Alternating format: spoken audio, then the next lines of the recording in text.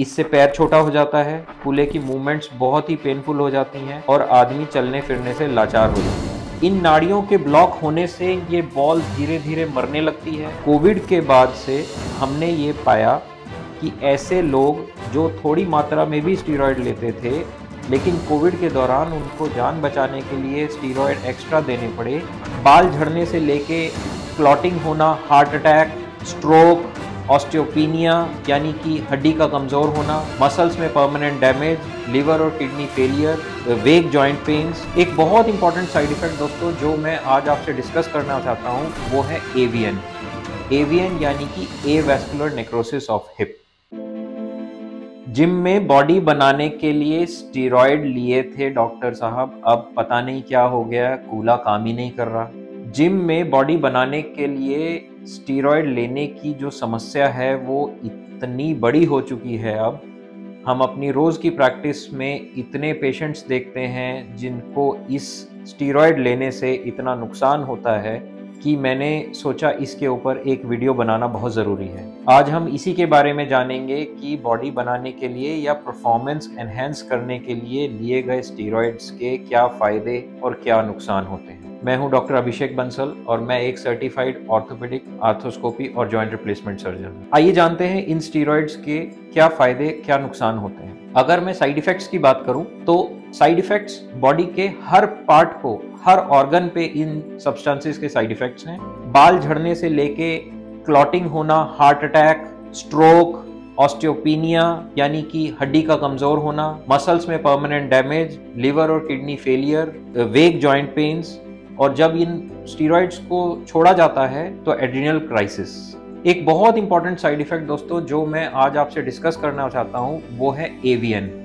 AVN यानी कि avascular necrosis of hip. दोस्तों जब हम एक नॉर्मल हिप की बात करते हैं तो वो एक बॉल एंड सॉकेट जॉइंट होता है, यानी वो एक कटोरी है जिसके अंदर एक ये हमारी जो जांग वाली हड्डी है उसका अपर एंड एक बॉल की फॉर्म में उस कटोरी में चलता है। दरअसल ये जो बॉल है इसकी खून की सप्लाई इसी बोन के अंदर अंदर से ही आती है और स्टीरॉयड लेने से ये खून की सप्लाई बंद हो सकती है।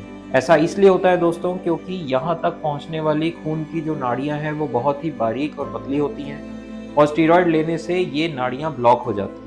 इन नाड़ियों के ब्लॉक होने से ये बॉल धीरे धीरे मरने लगती है और मरने के बाद कुछ समय के बाद, आमतौर पे 6 महीने से लेके 1 साल के बाद, वो बॉल पिचकती है और पिचकने के बाद इसमें दर्द होना शुरू हो जाता है। इसी कंडीशन को एवीएन या एवास्कुलर नेक्रोसिस बोलते हैं। दोस्तों मैं दिखाना चाहता हूँ एवीएन से हड्डी पिचकती कैसे है और उससे कूल्हा खराब कैसे होता है। अगर हम इस एक्सरे को देखें तो ये दोनों हड्डी पिचक कर खराब हो चुकी हैं। जो गोल बॉल होनी चाहिए थी, जो फीमर का हेड गोल होना चाहिए था, वो दरअसल खराब हो चुका है, जिसकी वजह से ये कटोरी भी घिस चुकी है।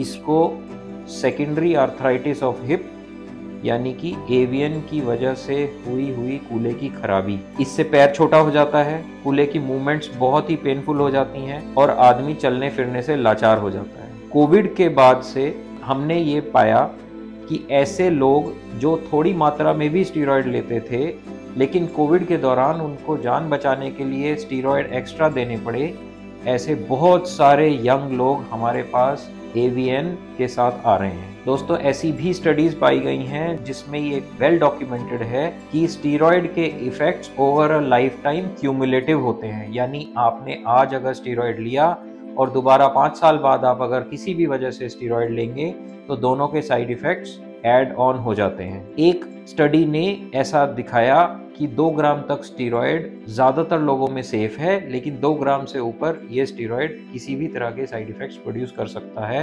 हालांकि ये पर्सन टू पर्सन वेरी करता है। एक और मिथ स्टीरॉयड्स को लेकर जो आमतौर पे प्रचलित है, मैंने जिम में स्टीरॉयड लिया, उसके बाद मेरे ट्रेनर ने या किसी दोस्त ने मुझे कहा कि आप ये फलाना दवाई ले लो, उससे स्टीरॉयड के साइड इफ़ेक्ट्स वॉश आउट हो जाएंगे।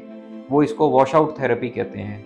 ऐसी कोई वॉश आउट थेरेपी नहीं होती दोस्तों। ऐसी कोई दवाई या ऐसा कोई सब्सटेंस नहीं है जिसको लेने के बाद आपके स्टीरॉयड लिए हुए साइड इफ़ेक्ट्स या उससे हुए हुए बॉडी पे हुए हुए इफ़ेक्ट्स को हम रिवर्स कर सकें। तो दोस्तों आज हमने जाना स्टीरॉयड्स लेने के बहुत सारे नुकसान हैं और कोई भी डॉक्टर, कोई भी प्रैक्टिशनर स्टीरॉयड्स को अनसुपरवाइज तरीके से लेना रिकमेंड नहीं करता है। अगर आप बॉडी बनाना ही चाहते हैं तो नेचुरल तरीके से हेल्दी प्रोटीन, अच्छी डाइट और अच्छी एक्सरसाइज करके अपनी बॉडी बनाइए, ना कि एनाबॉलिक स्टीरॉयड्स या परफॉर्मिंग एनहेंसिंग ड्रग्स लेकर।